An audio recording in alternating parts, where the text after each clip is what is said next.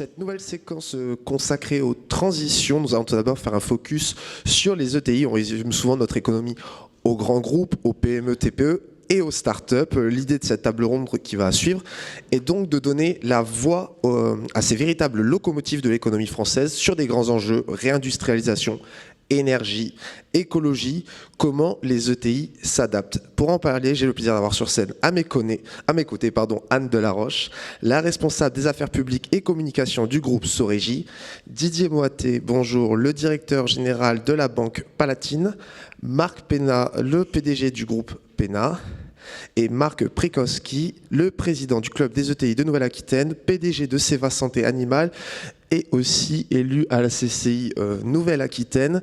Et j'excuse par la même occasion Jean-François Clédel, qui est aussi le président de la CCI Nouvelle-Aquitaine et qui devait être parmi nous aujourd'hui, mais qui est absent en raison d'une petite maladie dont on parle un petit peu depuis deux ans, quoi, voilà. Donc merci à tous les quatre d'avoir accepté l'invitation de la tribune pour cet échange. On va commencer avec vous, Didier Moaté. Vous vous positionnez aujourd'hui comme la banque des ETI. Alors, selon les retours de terrain que vous avez, aujourd'hui, dans quel contexte évoluent ces entreprises au profil particulier ? Bon, permettez-moi d'abord, bonjour à toutes et à tous, saluer quand même cette tournée de la tribune qui a l'occasion de donner un coup de projecteur à ces ETI qui sont un levier, puisque c'est la transformation de la France qui sont un levier fantastique pour la transformation. On va encore le partager ce matin. Un accélérateur de transformation. Permettez de rappeler quand même un élément de contexte sur ces ETI formidables. Elles sont 5500, on l'évoquait tout à l'heure hein, comme levier. 5500, c'est 3% des entreprises en France, c'est 34% des exportations, 25% de l'emploi, et c'est évidemment un formidable accélérateur. Et c'est un formidable accélérateur de transformation, en prenant conscience que si elles sont 5500, elles sont dans un rapport de 1 à 2 par rapport à nos grands voisins. Nous sommes très en retard par rapport à nos grands voisins. Et donc le fait de rattraper le retard par rapport à nos grands voisins est évidemment un facteur extrêmement important de croissance, d'industrialisation. D'autant plus qu'une ETI sur 3 est industrielle. Donc augmenter nos ETI. Donc on a un plan Nation ETI avec cet enjeu formidable là aussi, hein, remarquable, de passer de 5500 à 10 000 pour rattraper l'Allemagne qui est à 12 000, l'Italie à 8 000. 5500 à 10 000, c'est sans doute un horizon un peu ambitieux. D'ailleurs, le gouvernement s'est fixé pour son mandat une ambition un petit peu plus modeste, c'est que ça plus 500 ETI, mais c'est déjà une ambition très importante. 500 ETI, c'est la croissance des ETI sur les 10 dernières années.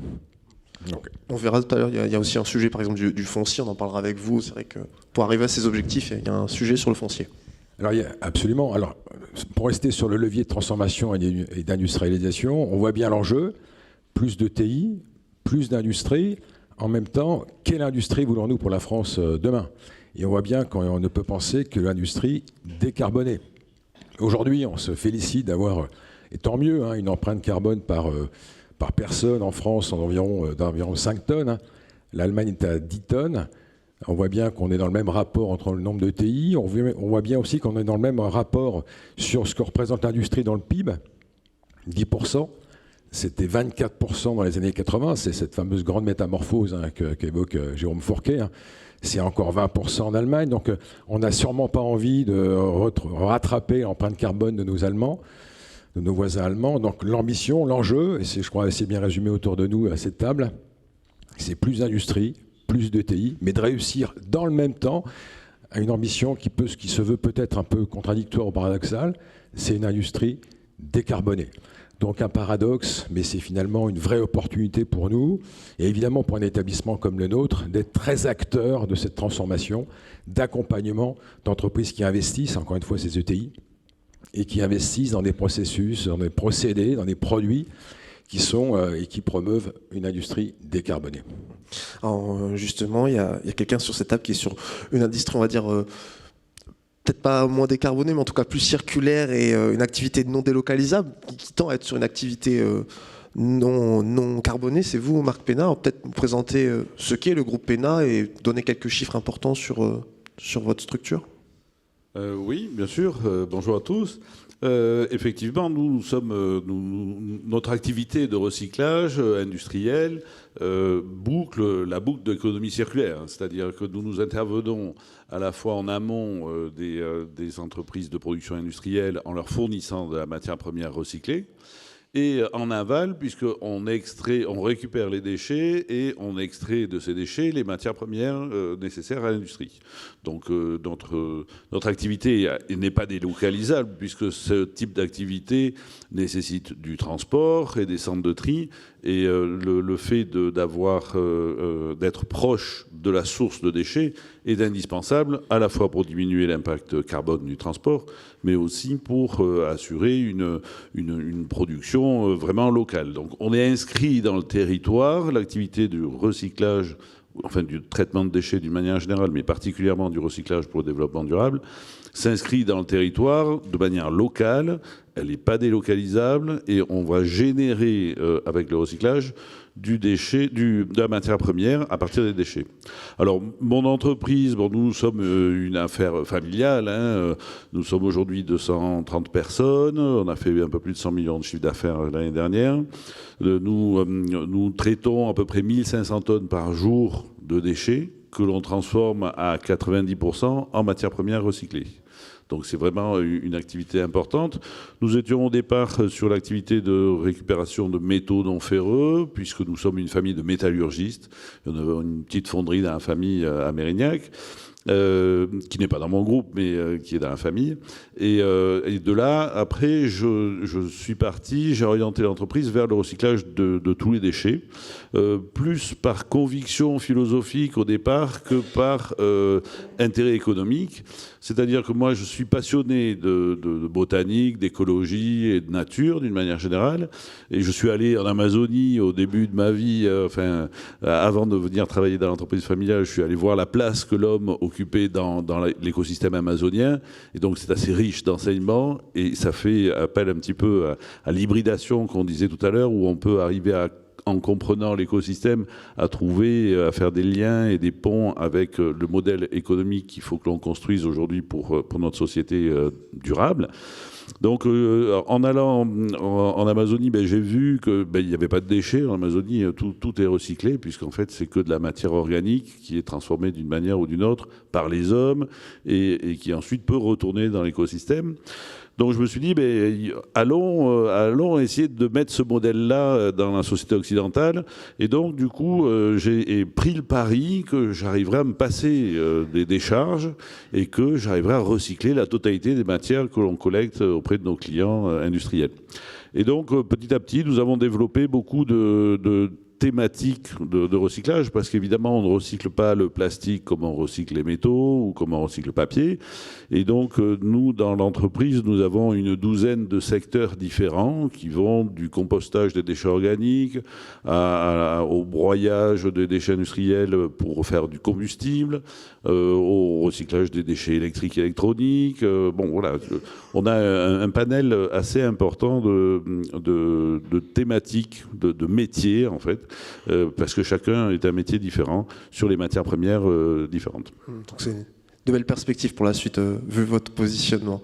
Comme le groupe PENA, quelle est un petit peu aujourd'hui la situation des ETI en Nouvelle-Aquitaine? Quelle est un peu la carte? Est-ce que on avait le chiffre national tout à l'heure?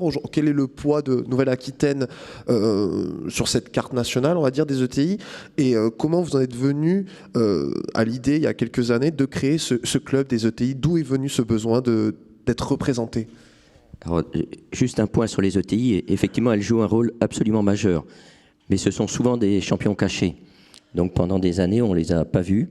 Et la France, elle a des très très grands groupes, elle a beaucoup de PME, TPE. Finalement, elle a assez peu d'ETI, ce qui est un vrai problème parce que ETI, c'est entre 250 et 5000 personnes. 50 millions et 1,5 milliard. C'est-à-dire que vous avez la structure pour pouvoir exporter, pouvoir vous attaquer à d'autres marchés. Et donc, ce tissu est clé. 5400 en France ou 5500, à peu près 400 en Nouvelle-Aquitaine. 75% des ETI en France sont sur les territoires. Vous voyez l'enjeu qu'il y a derrière. Tout démarre par l'industrie. Après, vous montez les services, les infrastructures, etc. Donc, c'est absolument clé. Il y a quand même un chiffre que l'on ne cite pas aux États-Unis, 76 000 ETI. 76 000 ETI. C'est absolument colossal. Ça fait l'économie d'un pays. Et donc, nous, il y a une dizaine d'années, dans l'année prochaine, et sous l'impulsion du président de la région, Alain Rousset, qui nous rejoindra normalement. Qui a un tropisme très fort pour les entreprises, qui est bien, on a décidé de créer ce club d'ETI, ce qui est absolument contre-intuitif, parce qu'en général, vous travaillez par filière. On a l'habitude, nous, de travailler avec des filières. Je vois des personnes ont l'habitude de se retrouver dans notre métier. Et en fait, l'idée, c'était de se dire, oui, mais les patrons d'entreprise, les ETI, finalement, ont les mêmes problématiques. Et on parlait tout à l'heure d'hybridation, on est exactement dans ça. C'est-à-dire que j'aime bien le centaure, mais j'aime bien aussi l'idée du passeur. Le passeur, c'est ce qu'on a dans les régions. Leur rôle, c'est de faire en sorte que les entreprises, les acteurs, les universités se connaissent. Et donc, le premier élément qui était clé, c'était de se dire, on crée ce club, on va partager. Alors, Marc Pénat, le groupe Pénat fait partie du club. A priori, entre une structure vétérinaire, ton groupe, il n'y a pas de rapport. Et pourtant, il y en a beaucoup. Donc voilà, donc c'était cette idée. On est quand même le premier club en Nouvelle-Aquitaine qui a été créé. On a été suivi, il y a maintenant 9 clubs au niveau français. L'Occitanie a créé son club il y a quelques semaines, je crois, quelques mois, c'est tout récent. En tout cas, ils ont officialisé la création. Exactement, c'était plus compliqué sur l'Occitanie parce que quand vous avez l'aéronautique qui est très fort, d'une certaine façon, ça balaye tout le reste. Et c'est compliqué pour d'autres entreprises dans d'autres secteurs d'exister.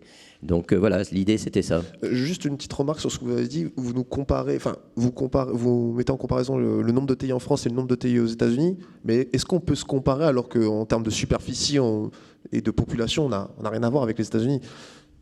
Il faut toujours se comparer. Vous voyez, on vit dans un monde concurrentiel. Il faut oublier. Vous voyez, moi, j'ai mes concurrents. J'ai devant moi, je suis 5e mondial.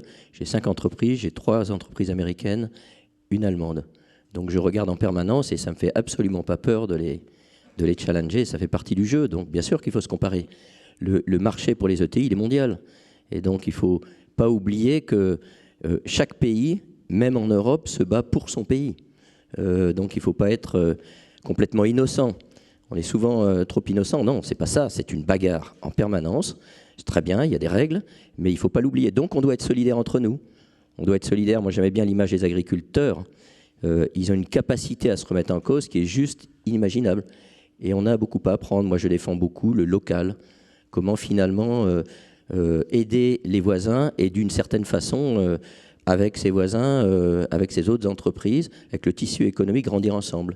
Et donc quand on est une entreprise comme Seva, qui est devenue une grosse entreprise, j'ai un petit problème là, c'est qu'on est en train de passer les critères des ETI. Vous voyez, on va faire 1,5 milliard cette année, 6 400 personnes, donc peut-être que je vais devoir quitter le club ETI, enfin, s'il me jette. Hein, mais on a quand même cet esprit. Donc notre rôle, c'est de les emmener. Ce que ne font pas la plupart du temps les grands groupes. Les grands groupes ne le font pas parce que quand vous prenez des entreprises familiales ou qui ont vécu avec, ben les patrons sont les patrons qui ont vécu dans l'entreprise, qui ont fait leur carrière, qui sont attachés à leur territoire, ce qui n'est pas le cas dans les grands groupes. Pluguez un patron, il vient, vous en avez un autre 3 ans plus tard, qui a parfois même été mis en place par le gouvernement. On n'est absolument pas dans cet état d'esprit. Merci Marc. Alors, j'aimerais donner la parole aussi à vous, Anne Delaroche, parce que vous avez un profil intéressant. Vous êtes à la fois producteur et distributeur d'énergie, aussi gestionnaire d'infrastructures. Comment vous traversez ce choc énergétique aujourd'hui en étant, si on veut dire, au cœur du réacteur finalement? Parce que c'est un peu le sujet, l'énergie en ce moment. C'est le cas de le dire. Merci beaucoup déjà pour cette invitation, groupe Sorégie, à participer à cette table ronde et bonjour à tous.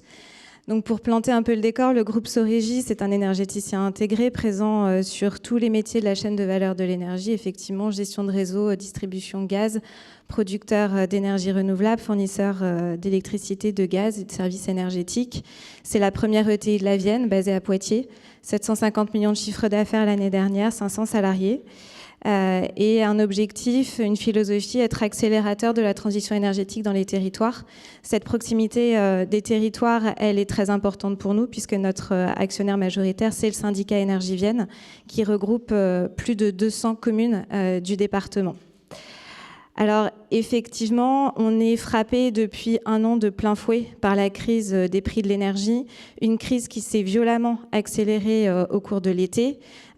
Pour donner des ordres de grandeur, on était habitué jusqu'à l'année dernière à des prix de l'électricité qui oscillaient entre 30 ou 50 euros du mégawattheure.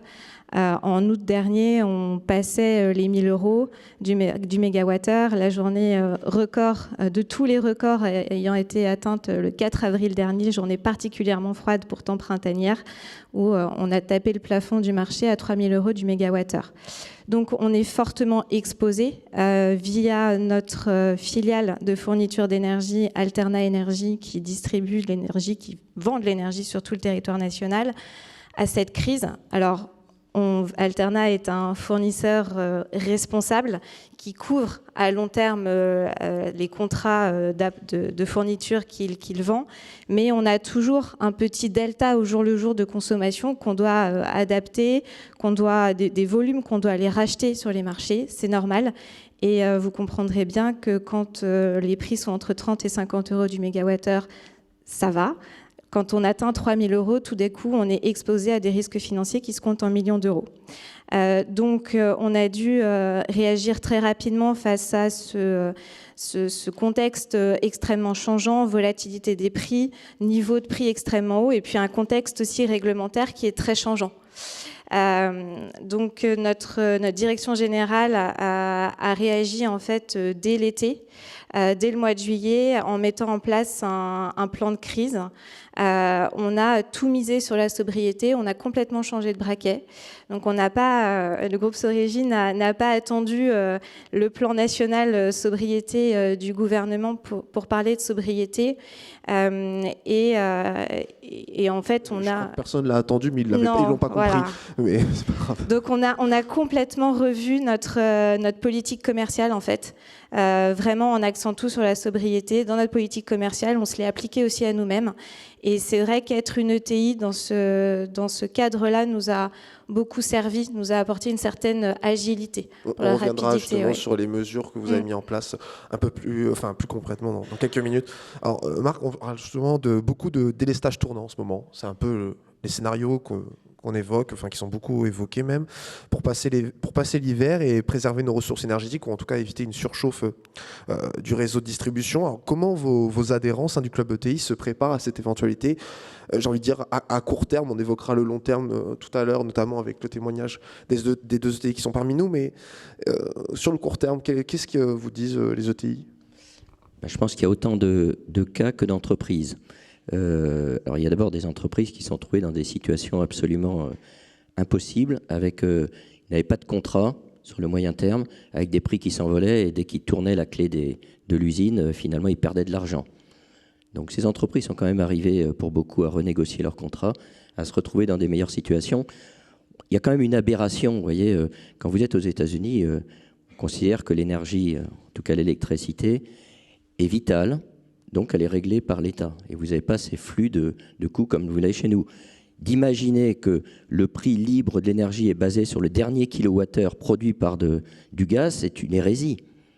Vous voyez, moi, je suis allé... J'avais été dans une table ronde avec Patrick Artus, je lui ai dit ça. C'est pas possible. C'est-à-dire que quand on est dans la base de la pyramide de Maslow, il faut savoir ce que l'on veut.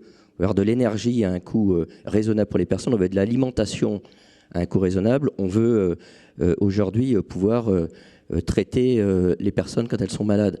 C'est quand même la base, donc c'est des choix qu'il faut faire, et on s'aperçoit que c'est extrêmement compliqué de changer ce modèle. La logique voudrait... Et le Portugal ont réussi à sortir Mais bien sûr. de cette réglementation l'indexion du prix de l'électricité sur le gaz. Mais bien sûr, et quand vous voyez que c'est parfois des pays qui sont pas complètement dans la CE, mais qui pourtant adhèrent comme la Norvège, qui bloquent le système. Moi, je ne peux pas être d'accord avec ça. Vous voyez, quand on regarde les coûts de production dans une entreprise, on prend les 80%, et à la limite, le petit pourcent de plus, eh ben, on le gérera, ce n'est pas un sujet. Mais que tout dépende sur ces coûts-là. Donc je suis allé en début d'année à l'Europe, j'avais posé la question avant qu'on ait ces sujets. Je ne comprends pas. Voilà. Donc je ne comprends juste pas qu'on soit dans une situation comme celle-là. Alors après, les entreprises, vous savez, la première chose que vous faites, c'est la continuité. Donc vous dites, qu'est-ce qui peut me tuer? C'est mon usine qui s'arrête. C'est une usine qui s'arrête, les coûts sont absolument colossaux, les charges fixes, etc. Donc beaucoup d'entreprises, par exemple, se sont équipées. Moi, je me suis équipé, j'ai doublé mon système, je suis autonome. Groupe électrogène? Exactement. Alors, c'est pas top en termes d'empreinte carbone, mais vous voyez, Il faut aussi mettre les priorités dans le bon sens. 1, comment on poursuit. 2, les coûts. 3, et ce qui va d'ailleurs avec, décarbonation. Voilà. Et après, on a besoin que l'État nous donne des accords rapidement. Vous voyez, c'est bien d'avoir des idées, mais nous, notre temps dans les crises comme celle-là, c'est un temps de quelques mois. Ce n'est pas un temps de 10 ans. Et donc, on a besoin de juste les choses soient claires. Donc, les entreprises, elles se sont débrouillées. Alors, le bon côté des ETI, c'est que d'abord, les patrons sont toujours extrêmement optimistes et ils se débrouillent et ils bougent et ils trouvent des solutions. Voilà, ça, c'est la force des boîtes telles que les nôtres. On est des gens, on fait, nous. Voilà, donc, on prend une problématique, on décide, on met en œuvre. Et cette tension, même parfois, elle nous stimule un peu. Alors justement, j'aimerais faire réagir le groupe PENA sur cette question du choc énergétique. Quelle est votre dépendance aujourd'hui ? En tout cas, quel est votre rapport à l'énergie aujourd'hui? Et est-ce que vous craignez des coupures tout simplement dans les semaines à venir? Alors, je rappelle, dans le cas des délestages tournants, on parle de 2 heures de coupure sur une semaine, je crois, mais c'est quand même 2 heures. Oui, alors c'est vrai que nous, on était en contrat sur du moyen terme, donc on a été un peu moins impacté cette année, mais il est clair que cet été, quand j'ai vu les tarifs qui arrivaient pour le renouvellement du contrat, ça a été vraiment un choc pour moi. Donc nous aussi, nous sommes allés vers l'équipement en groupe électrogène pour pouvoir être certain qu'on pouvait faire marcher nos machines, parce que le recyclage est quand même un gros consommateur d'énergie aussi, parce que il faut broyer, trier, bref, ça demande vraiment du traitement de matières premières. Donc on est très consommateur. Et parallèlement à ça, nous sommes en train de mener un projet pour développer du panneau photovoltaïque sur nos bâtiments et sur certains terrains que nous avons, qu'on va pouvoir abriter aussi du coup avec des panneaux photovoltaïques. Et ça m'a donné une nouvelle dynamique un petit peu par rapport au développement durable aussi, qui est d'arriver à ce que mon entreprise de recyclage, elle soit complètement autonome dans la production, parce que Monsieur le Président, nous avons dans les déchets des potentielles sources énergétiques. Aujourd'hui, nous faisons du recyclage de la matière première, mais après, dans les déchets qui sont trop mélangés, on les broie avec des grosses machines de broyage et on alimente les cimenteries en combustible pour remplacer le charbon. Alors, les cimenteries, habituellement, achètent du charbon en Afrique du Sud et puis le rapatrient ici pour fabriquer notre ciment. Eh bien là, nous donnons l'exemple que nous pouvons sourcer localement du combustible qui vient permettre aux entreprises de travailler. Donc ça, c'est une dynamique. Alors pour les cimenteries, c'est une chose. Après, pour le reste de la production électrique, on peut aussi envisager de monter des centrales électriques à base de combustible fabriqué à partir de déchets. Donc ça, ce sont des pistes, mais qui prennent effectivement beaucoup de temps. Et je rejoins Marc en disant qu'il faut que l'État nous aide aussi, au moins en donnant les autorisations, en ne nous empêchant pas de dire, en disant, voilà, vous n'avez pas les autorisations complètes, vous ne pouvez pas faire marcher votre groupe électrogène. Bon, ça, c'est pas possible. Il faut qu'il y ait une bienveillance de la part de l'État. On l'a déjà depuis par la région, mais il faut que l'État aussi se mette dans cette même dynamique pour nous aider à passer ce cap. Monsieur le Président Rousset, bonjour. Bonjour. Merci d'être parmi nous. C'est pas grave, on s'adapte. On parlait d'hybridation tout à l'heure, c'est le cas, donc on est bon. On parlait justement des ETI et de ce choc énergétique qu'elles traversent actuellement. En Nouvelle-Aquitaine, est-ce que ces entreprises font l'objet d'une attention particulière? Comment la région Nouvelle-Aquitaine accompagne ces entreprises, notamment dans cette période un petit peu complexe pour elles? Comment ça se passe au sein de la région Nouvelle-Aquitaine sur ce point? Je pense que Marc Prikowski pourrait répondre aussi bien que moi, mieux que moi peut-être. D'abord, on a structuré les ETI. On a regroupé les ETI. Marc préside le club des ETI. On a été la première région à le faire, tant l'impact positif sur le plan économique et sur le plan de l'emploi des ETI est en France prégnant. Tant la réindustrialisation de l'Allemagne s'est faite à partir des PME devenant des ETI, ayant une relation au territoire particulière. On les accompagne en accompagnant notamment leurs projets de R&D, en utilisant, si j'ose dire, Marc m'en voudra pas, les ETI comme think tank du développement régional. Je veux dire, la force d'une région, c'est de pouvoir travailler en direct, en permanence, dans des échanges au fil de l'eau, sur les défis de la réindustrialisation d'une région. Ça n'a pas trop mal marché d'ailleurs, puisque les derniers chiffres que j'ai pour 2019 font de l'Aquitaine, de la Nouvelle-Aquitaine aujourd'hui, la région qui réindustrialise le plus et le mieux. 36% de l'emploi industriel net de France. Et on n'a pas, à la différence de Rhône-Alpes, d'Île-de-France. Non, mais c'est... Non, mais en nombre de population, on n'est pas Rhône-Alpes, on n'est pas l'Île-de-France. 36% de l'emploi industriel net. Toujours un taux de chômage inférieur à la moyenne nationale, un taux de création d'entreprises plus important. Donc il y a cette double relation, une relation de think tank, de conseil, de partenariat, et puis sur le côté opératoire aussi, c'est cette façon d'analyser la relation d'une ETI avec sa supply chain sur le territoire, la façon qu'ont les ETI de jouer un rôle de grand frère à l'égard des PME à potentiel qui peuvent devenir des ETI. On est un peu embarrassé, malgré plusieurs déplacements qu'on a fait à Bruxelles, parce que Bruxelles ne reconnaît pas les entreprises de taille intermédiaire. J'ai essayé de m'appuyer sur mes collègues allemands et on a encore des obstacles à franchir. Par exemple, dans le prochain programme que la région gère du FEDER, du Fonds européen de développement régional, les ETI ne sont pas dans le scope. Ne sont pas dans le scope. C'est-à-dire, il faut qu'on intervienne au niveau uniquement des PME, sauf s'il s'agit de projets collaboratifs entre une ETI ou un grand groupe et sa supply chain. Donc on va continuer à marteler cela à Bruxelles en essayant d'avoir plus de succès. Je ne sais pas quel rôle jouent les États là-dedans.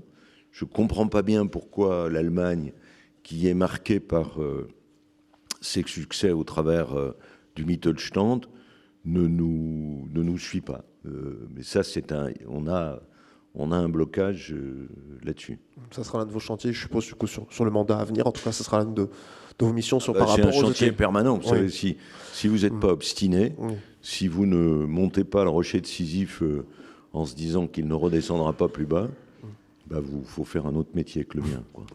J'aurais une question pour vous, Didier, juste avant une petite question pour Anne, justement, pour revenir sur le soutien aux ETI. Justement, vous le disiez tout à l'heure, vous vous êtes adapté durant cette crise et vous avez lancé une offre de distribution d'énergie couplée à un effort de sobriété avec un bonus, comme l'État a demandé à EDF envers les particuliers. Alors, je vous laisse peut-être développer cette nouvelle offre que vous avez développée et qui montre votre résilience au final.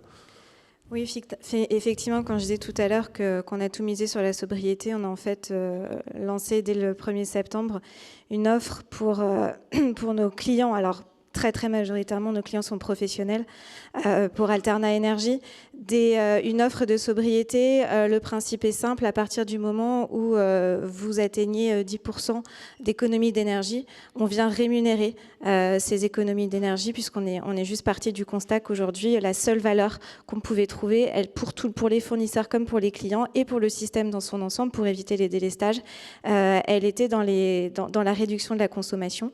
Donc ça prend la forme d'une remise sur facture, très concrètement. Et effectivement, aujourd'hui, nos offres, elles embarquent automatiquement cette composante sobriété.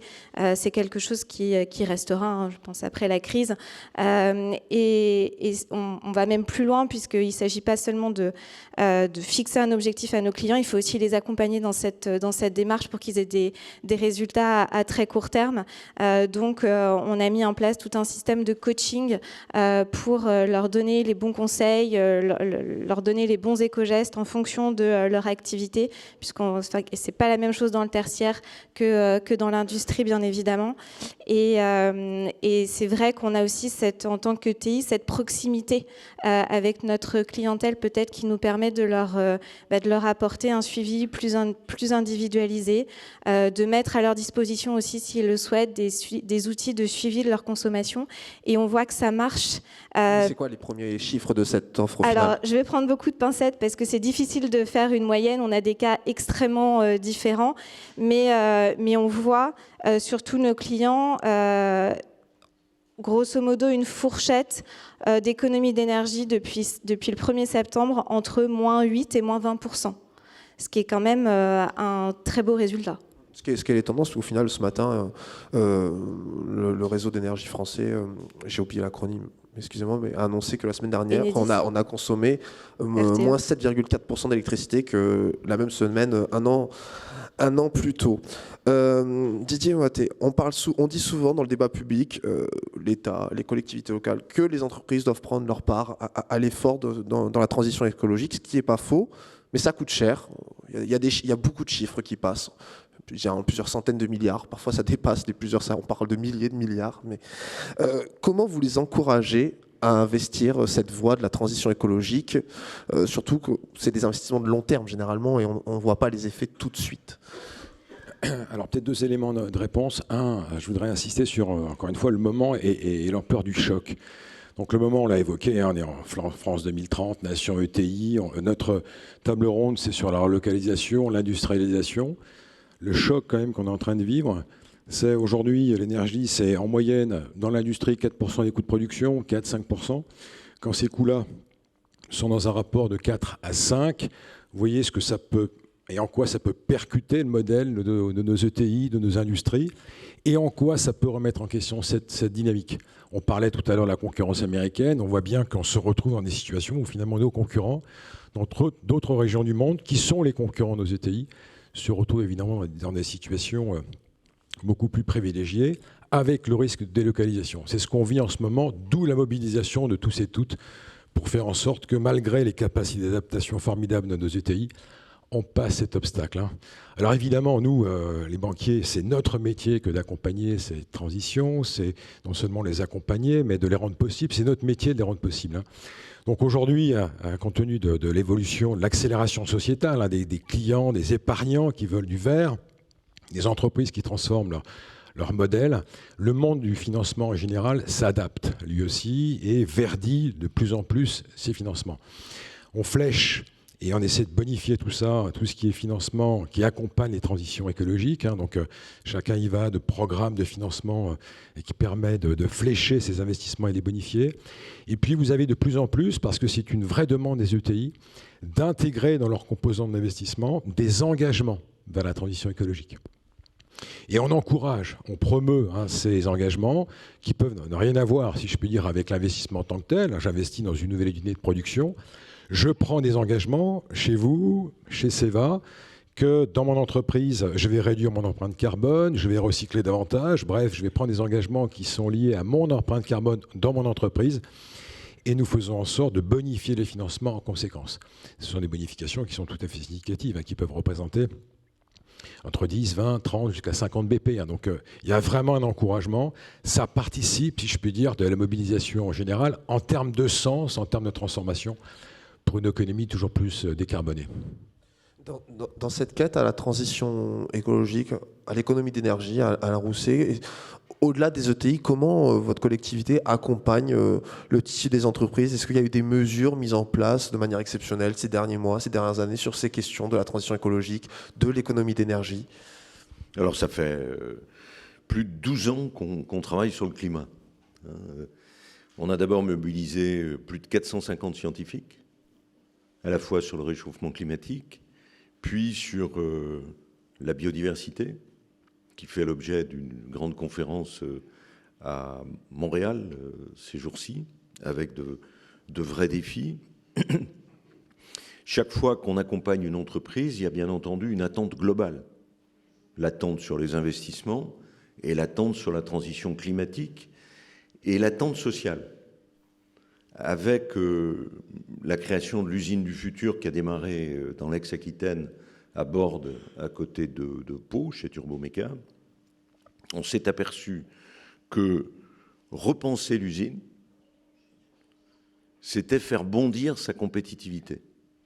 Et que ce qui était essentiel, c'était bien sûr la robotisation, la numérisation, les flux de production, mais c'était d'abord la qualité de vie au travail.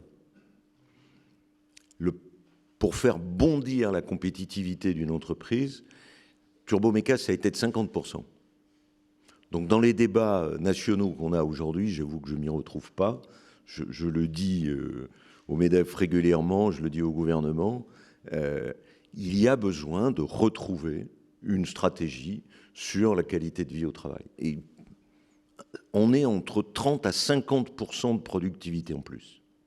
Donc on ne peut pas séparer complètement les aspects environnementaux des aspects conditions de travail, qualité de vie au travail et les aspects sociaux. On parle de quête de sens dans les emplois qu'on occupe. En plus, pour les embauches, vous avez raison, en plus, pour les embauches, aujourd'hui, ceux qui postulent recherchent du sens.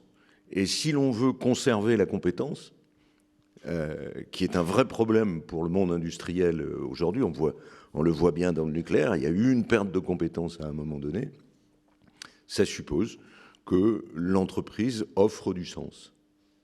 Alors il y a plein de petits points, on va pas y revenir. Ça c'est le premier point. Le deuxième point, une attention à la baisse de la consommation énergétique. On a repéré toutes les entreprises, comment appelle-t-on ça, énergo-intensives, électro-intensives. Merci. Et on essaye de les accompagner. Ça a été les papeteries, ça a été les cimenteries. Monsieur Pénet en parlait tout à l'heure, qui passent effectivement du charbon à l'argile ou à d'autres types de combustibles. C'est impressionnant parce que Calcia, par exemple, qui est la première cimenterie, qui a 2 établissements en Nouvelle-Aquitaine, était le premier à la fois source de gaz à effet de serre et en même temps de consommation électrique. Donc on essaye de travailler sur le fléchage de leurs investissements, les inciter à... et la région, globalement, essaye d'être à chaque fois un pont plus loin. Ça peut pas être paradoxal parce qu'on a demandé à la puissance publique de plier les Gaules à l'initiative d'un célèbre grand patron qui s'appelait Turruc. Vous savez, la France sans usine, dans les années 60 ou 70.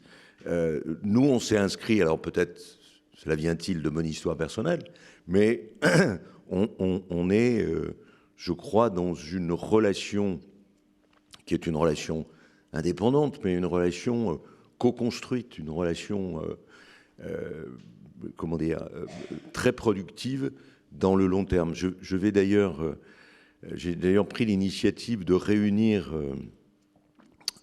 une journée de séminaires, de think tank, avec des chefs d'entreprise, des chercheurs, des ingénieurs, les responsables de la région, sur innovation et transition climatique. Qu'est-ce qu'on fait? Donc on va passer une journée ensemble pour que la région, en plus, intègre ces éléments, parce que la force d'une région et d'une collectivité territoriale, c'est qu'elle peut innover au fil de l'eau, constamment, être constamment un pont plus loin. Lorsque la crise du Covid a commencé, j'ai mis en place 2 groupes de travail. Un sur les médicaments versus la pénurie. 98% des principes actifs nous viennent de Chine et d'Inde, avec tous les problèmes de transport, tous les problèmes d'aléas, vous voyez, aujourd'hui, il y a un certain nombre d'examens médicaux qui ne peuvent pas se faire parce que le produit qui va témoigner de la présence d'une tumeur, de telle ou telle difficulté dans l'organisme, ne parvient plus aux hôpitaux. Donc on est dans une situation que cette espèce de globalisation effrénée qui a été progressivement implémentée il y a 30 ans, 20 ans ou 30 ans, aujourd'hui se retourne contre nous. Donc comment on est capable de faire des principes actifs des médicaments à partir des plantes? comment on est capable de biosourcer cela? Alors biosourcer, c'est, regardez, de l'IF est sorti le premier médicament sur le cancer, je crois, Marc. Hein. Et on a aussi lancé une opération dite One Health. C'est-à-dire, comment peut-on rapprocher, comparer la médecine humaine, la médecine animale et la médecine végétale, enfin l'environnement. Un deuxième groupe de travail sur... parce qu'après tout, c'est avec la résine qu'on fait des produits cosmétiques. Pourquoi ne ferait-on pas des principes actifs de médicaments, hein? Ensuite, on a mis en place un groupe de travail sur l'électronique. Ce qui m'angoisse, moi, c'est que ce soit pour les médicaments ou que ce soit pour l'électronique, tout nous vient de Chine. Qu'il n'est pas raisonnable aujourd'hui de pouvoir lancer une usine sur les panneaux photovoltaïques parce qu'on n'a pas fait le saut technologique passant de 20 à 30% le rendement des panneaux. Donc, comment on est capable de se réapproprier cela? La région est prête à financer des micro-usines pour être capable, si le sort ou la sortie de crise ne se fait pas, si les choses se tendent sur le plan géopolitique avec la Chine, avec l'Asie, qu'on est capable, en Europe et à notre part en Nouvelle-Aquitaine, de savoir ce qu'est la base de l'électronique. Vous avez de l'électronique partout, y compris dans ce micro. Hein. Donc, justement, on va parler de réindustrialisation dans cette dernière partie de la table ronde. Et je pense que ça va vous intéresser parce que c'est un peu le nerf de la guerre au final aujourd'hui, la réindustrialisation, le rapatriement d'activités en France. Mais je voudrais juste clôturer cette partie sur l'énergie avec une question pour vous, Anne, et puis une question pour vous, Didier. Vous dites tout à l'heure, justement, vous êtes passé plus dans le conseil au final que la distribution d'énergie. En tout cas, le conseil a pris une dimension importante en interne. Est-ce que ça a nécessité une adaptation de vos équipes? Est-ce qu'il y a eu des formations express de vos conseillers, de vos commerciaux sur cette question de la sobriété énergétique? Quelque chose au final qu'un énergéticien n'est pas censé faire, ou en tout cas, ce n'était pas sa mission première, j'ai envie de dire moins consommer à ses clients. Bon, alors on est toujours fournisseur, hein. On n'est pas devenu un cabinet de conseil, mais oui, effectivement, face à cette crise, on a dû réorganiser nos équipes extrêmement rapidement. On est passé en mode projet, si vous me permettez le terme. On a pris des gens qui n'avaient pas forcément l'habitude de travailler ensemble, qui avaient des métiers extrêmement différents, et puis on leur a demandé de travailler ensemble par axe stratégique pour appliquer notre plan de crise. Donc ça leur a peut-être fait un peu peur au début, et puis aujourd'hui, finalement, ils ont beaucoup évolué, ils ont acquis de nouvelles compétences, ils ont mis en commun leurs connaissances pour justement monter en compétences, par exemple, sur la sobriété énergétique, puisqu'on leur a demandé de devenir des experts de la sobriété énergétique. Ça a parfois demandé effectivement de la formation de prestataires externes.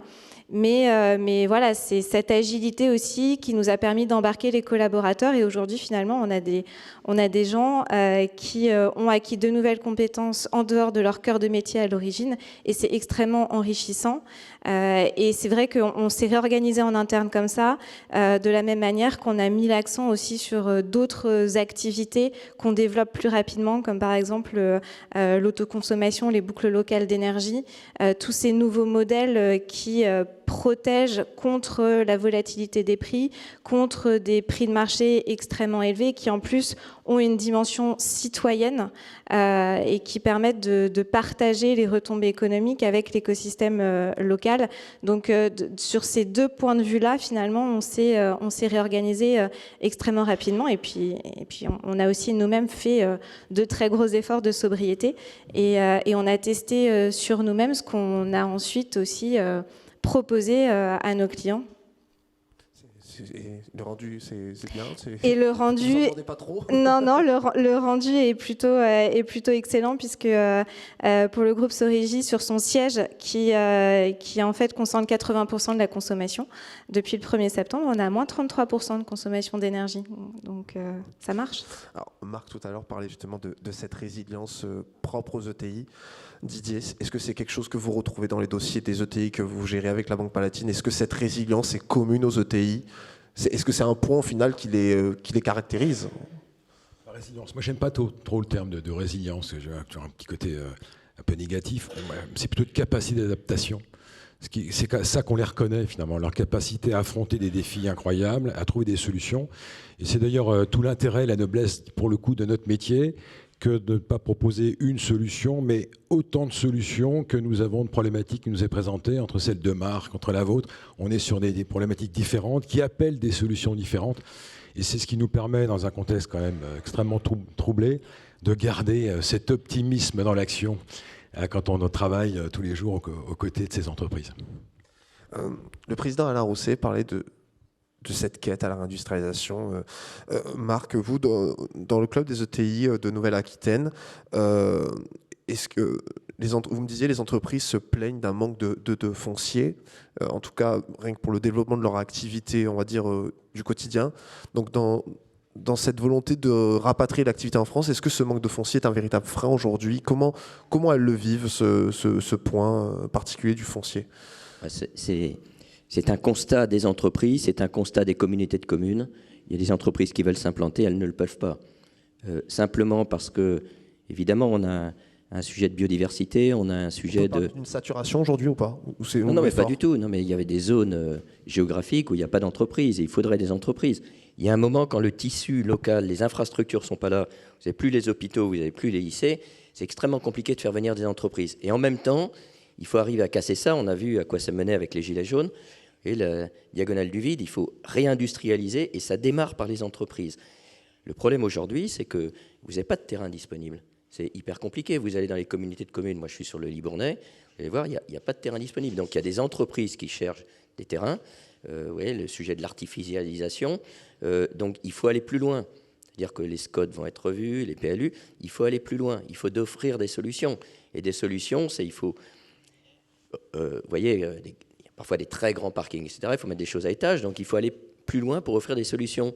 Aujourd'hui, ce n'est pas le cas. Donc on peut dire il faut arrêter d'artificialiser les sols, etc. Oui, très bien. Et alors ? Et en même temps, il faut industrialiser sur les zones rurales. C'est la fameuse loi ZAN, zéro artificialisation nette. Exactement. Donc vous avez des sortes d'injonctions contradictoires. Et donc vous êtes perdu et les entreprises vous le disent, oui. Alors, sans compter les difficultés pour avoir le feu vert, par un certain nombre d'organismes, dont l'ADREAL, mais pas uniquement. Et donc, en fait, l'État, conscient de ce sujet-là, a mis à disposition des ETI un référent d'ETI, personne, et ça marche très bien. Et donc, ça nous permet d'être en direct avec Bercy et la DGE. C'est quand même aussi un constat d'échec. Vous voyez ce que je veux dire ? C'est-à-dire qu'il y a la possibilité de tout chanter, c'est bien, et de remobiliser, mais tant qu'on n'aura pas fait une réforme profonde de notre système, la décentralisation, qu'est-ce que le régalien, comment on le fait ? Ce qui est exactement un sujet qu'on a les entreprises. Alors, c'est beaucoup plus simple, parce que dans les entreprises, on nomme les patrons de nos filiales, etc., mais on est obligé de faire ça. C'est-à-dire qu'il y a un moment, il va falloir réformer globalement les structures. Est-ce que vous vous sentez entendu aujourd'hui par les pouvoirs publics, en tout cas les collectivités locales ? Je mets de côté la région Nouvelle-Aquitaine parce que ce n'est pas trop de ses compétences, la question du foncier. Est-ce que vous vous sentez entendu sur cette question ? Et je te rappelle d'ailleurs, le gouvernement, il y a quelques mois, un peu plus d'un an, je crois, a lancé le plan territoire d'industrie clé en main, qui sont normalement des territoires fléchés pour accueillir de manière très rapide des usines sur place. C'est très compliqué. C'est-à-dire que vous avez d'un côté la volonté politique qui est dans un temps très court. Et il y a un sujet, on répond tout de suite. Et puis vous avez le temps long qui passe par l'administration et qui là ne change pas. Donc c'est compliqué. C'est pour ça que je dis que ça passera par une réforme ou une volonté très forte en disant voilà les règles, voilà le fonctionnement. C'est pas le cas. Donc on a d'un côté une volonté, mais il y a plein de sujets. Je ne vais pas parler de la vaccination grippe aviaire, mais enfin c'est un bon cas. Il y a des solutions et ça ne bouge pas. Comment on explique ça ? Et vous pouvez prendre les sujets dans des milliers de domaines. Donc on peut continuer à discuter, mais à un moment, nous, ce qu'on sait faire dans les boîtes, on a un sujet, on l'adresse. C'est pour ça que de nous dire vous devez prendre votre part, mais on la prend. On n'a pas besoin de nous dire qu'on prend notre part sur la sobriété énergétique. Je ne voulais pas vous vexer quand je dis ça. Non, mais je l'entends beaucoup. Mais enfin, on le fait. On le fait parce que, nos salariés ont besoin de ça, les jeunes ont besoin de ça, parce que ça a un coût et qu'on a bien compris. Et on ira beaucoup, beaucoup, beaucoup plus vite que l'État dans cette démarche. Il ne faut pas se tromper. Vous verrez les boîtes. Moi, mon siège, vous voyez, on construit un siège, il va être totalement carbone neutre. fonctionnement. Je fais de la géothermie, je mets des panneaux solaires. J'aimerais juste qu'ils soient fabriqués en France, vous voyez, parce que d'une certaine façon, on sait que le bilan carbone sur le long terme, c'est une catastrophe en fait de mettre du solaire. Donc on a juste besoin que les choses soient claires. On a vu l'histoire avec le nucléaire, vous voyez, on peut accuser tout le monde. Enfin, pendant 15 ans, on a dit on voulait plus de nucléaire. Il ne faut pas s'étonner après que les centrales ne marchent plus. Je dis simplement, il faut que chacun prenne ses responsabilités. Nous, on sait faire dans notre domaine, mais on a besoin aussi que l'État soit constant, donne les grandes lignes et fasse avancer les choses. Ce n'est pas le cas aujourd'hui. Alain Rousset, alors, la gestion du foncier, ça fait peut-être pas partie des compétences de la région de Nouvelle-Aquitaine. Par contre, l'accompagnement économique, oui. Alors, est-ce que, grâce à vos fonctions, à vos compétences, vous essayez d'engager le dialogue avec les collectivités locales pour sur des dossiers sensibles, justement, d'attractivité, d'essayer de débloquer des points, notamment sur cette question du foncier? Alors, oui, oui, je partage ce qu'a dit Marc, mais simplement, j'ajoute que, de mon point de vue et de là où je suis, on ne peut pas réformer un pays aussi centralisé que la France. Le pouvoir centralisé surproduit des normes. C'est comme ça qu'ils gardent le pouvoir, y compris pour placer les enfants qu'on transporte dans les cars scolaires, une circulaire de 69 pages pour ne pas mettre un enfant à côté de l'autre ou dans la cantine. Enfin, c'est totalement... On est chez Tanguy, c'est Tanguy. Hein, parce qu'on a habitué les Français, les maires aussi, tout le monde, on les a habitués à attendre du ciel, de papa État ou maman État, je ne sais pas, la moindre chose. C'est aujourd'hui, avec les risques de délestage, tout le monde est en train de se dire, mais alors, qu'est-ce qui va se passer dans un lycée ou dans une école si comment on va faire? Est-ce qu'on annule l'école le matin, on annule l'école l'après-midi? Enfin, comme si on n'était pas adulte. On est dans un modèle colonial en France. On est dans un modèle colonial. Vous regardez l'organisation, on est le seul pays à avoir encore sous-préfet, préfet. Portugal les a supprimés. Hein. Il ne s'agit pas de dire que les personnes sont pas sympas, compétentes, etc. Mais on est dans un modèle colonial. Alors, quelle était votre question? Excusez-moi. Malgré le fait que le foncier ne soit pas des compétences même de la région, est-ce que la région arrive à activer quelques leviers? Et Pierre, j'ai vu votre signal que la table ronde est terminée. Il me reste juste une petite question pour chacun. 5 minutes et on sera bon. 1 minute. Dans la loi, ce qui est foncier, ce qui est bâtiment, c'est les intercommunalités. OK ? Mais nous, ce qu'on a décidé, c'est d'intervenir là où, comme le disait Marc tout à l'heure, il y a un problème de présence industrielle. Présence industrielle, c'est-à-dire on va au-delà de notre feuille de route. Par exemple, à la Courtine, en haut de la Creuse, il y avait une usine qui risquait de fermer si elle n'était pas transformée. On a apporté 2,5 millions à la communauté de communes. On l'a fait à la souterraine. Il y a une entreprise qui vient de l'Indre qui va créer 350 emplois sur le cuir. Là aussi, on les a aidés à réhabiliter une friche. On le fait aujourd'hui dans le nord du Blayais, dans un projet assez fantastique que l'on a amené en Nouvelle-Aquitaine, qui est la recréation des dirigeables pour porter des charges lourdes. Des dirigeables. C'est la région, à la demande de la communauté de communes qui n'a pas la surface pour porter, qui est en train de travailler à l'organisation de la logistique, au problème des compensations aussi en matière de biodiversité. Donc on est en train de porter ça, c'est passionnant. Imaginez, on aura recréé en Nouvelle-Aquitaine, dans le Blayais, d'accord, on aura recréé le dirigeable. Et on intervient sur le... Voilà. Par contre, il y a un vrai défi au niveau des communes de reconquérir leur corps de ville et d'arrêter de signer des permis de construire pour les grandes surfaces à la périphérie. C'est un des sujets. Merci beaucoup, Monsieur le Président. Une question pour tous les trois encore. Je vous demanderai de ne pas être trop long dans vos réponses, qu'on a déjà dépassé un petit peu le timing. Bon, comme vous l'avez vu, on a dû accueillir un invité de dernière minute, c'est un petit peu chambolé, mais Malgré tout, on a réussi à tenir globalement le timing.